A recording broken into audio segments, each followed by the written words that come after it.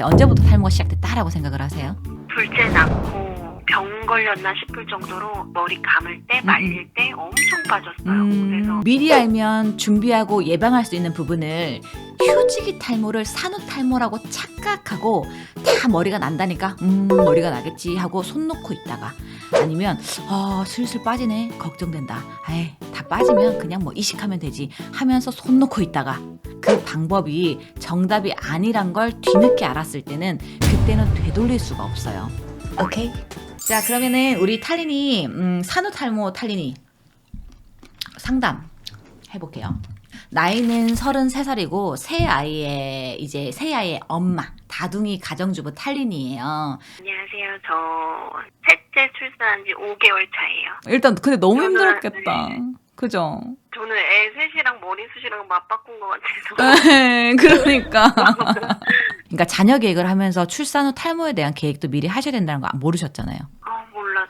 전혀 그치. 몰랐어요. 맞아. 근데 전부 다 그래. 왜냐면 옛날 어르신분들 말씀들이 다 이러거든. 100일 있으면 머리 우르르 빠졌다가 나. 다들 이렇게 얘기하니까 아 그렇겠지 하고서 다들 그러시는데 네, 저도 그 말만 믿고 기다렸던 것 같아요. 맞아. 원래 네. 처녀 때도 탈모 증상을 느끼셨나요? 제가 다이어트 양약을 오래 먹었어요. 아하 몇 년? 한 거의 5년은 먹었을 거예요. 5년 동안. 5년 먹을 땐 몰랐는데 이제 끊고 나니까 이 약의 부작용이 탈모라고 하더라고요.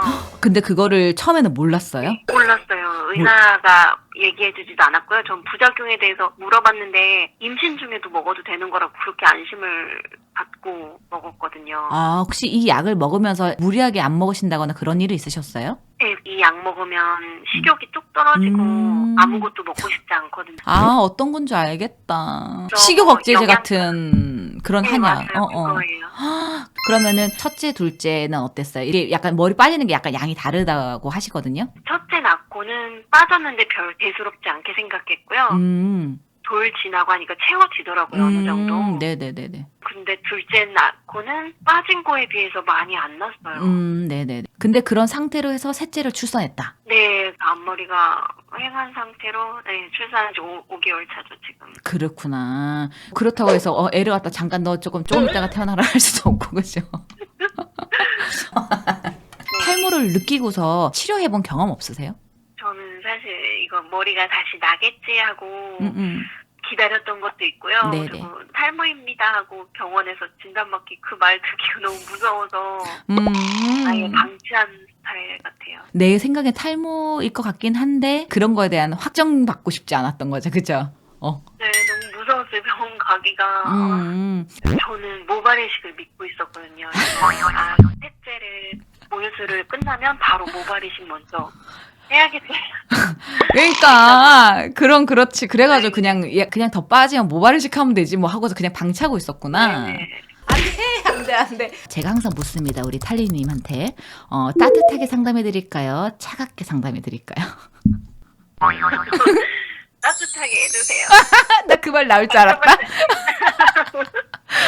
제가 상담을 정말 오랫동안 하고 정말 많은 사람을 만났었잖아요. 그러니까 직업적인 어떤 촉으로 딱 오거든요. 보통은 출산한 지 5개월이에요. 이렇게 얘기하거든요. 그런데 지금 가장 많이 빠질 시기인 거라고 나한테 강조했어.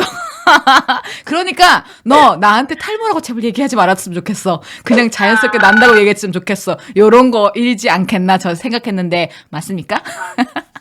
그게 보셨어요. 자, 복채르마 오메가.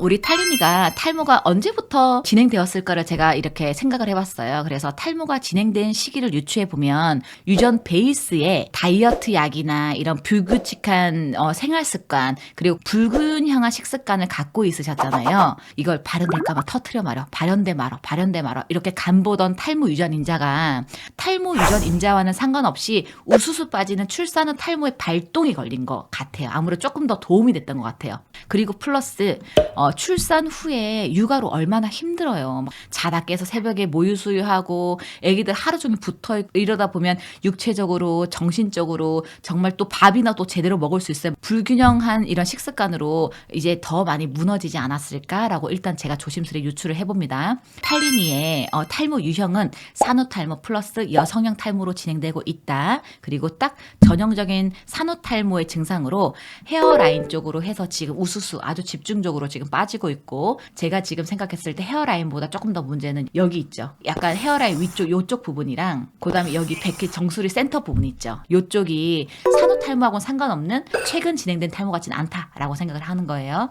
두피 유형은 열도 많고 건조해가지고 약간 수부지 두피 유형인 것 같아요. 그리고 가려워서 머리 긁으면 손톱에 비듬이 이렇게 낀다고 하셨는데 평소에 머리를 좀 잘 안 감고 또 머리를 좀 잘 안 말리셨지 않았을까라고 생각이 들기 때문에 그런 것들은 청소해주면 나는 이제 해결될 거다. 우리 같이 관리해요. 파이팅!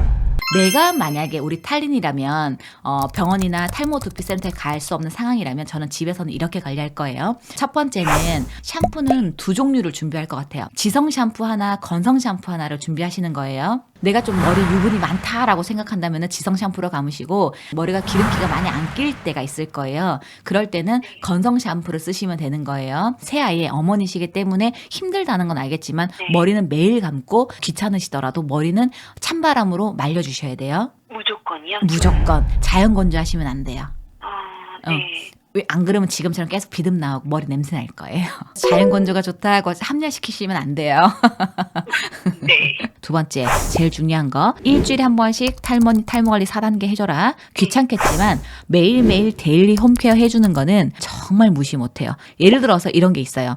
A라는 사람은 MTS와 레귤레이트를 일주일에 한 번만 했어. 그리고 매일 바르는 홈케어는 귀찮아서 안 했어. A는. 그리고 B는 MTS도 해주고 내가 매일매일 바르는 홈케어도 해줬어. 그러면은 이 두 사람의 결과치는요, 정말 달라요. A라는 사람, 데일리 홈케어를 하지 않았던 사람의 1년 후는 B의 한 5개월, 6개월 차에 그 단계까지 못 와요. 그 정도로 2배 이상 차이가 나더라고요. 근데 제가 이걸 이렇게 말씀드릴 수 있는 이유는 제가 탈모 두피 센터를 하면서 뭐 제가 시킨다고 해서 다 고지고대로 다 고객님들이 하시는 건 아니잖아요. 어떤 분들은 저 시키는 대로 열심히 하겠습니다 하면서 시키는 대로 꼬박꼬박 오면서 홈케어 잘 발랐던 사람들의 임상 결과를 저는 그동안 많이 봐왔잖아요. 그렇기 때문에 제가 데일리 홈케어에 대한 중요성을 알려드리는 거예요. 아시겠죠?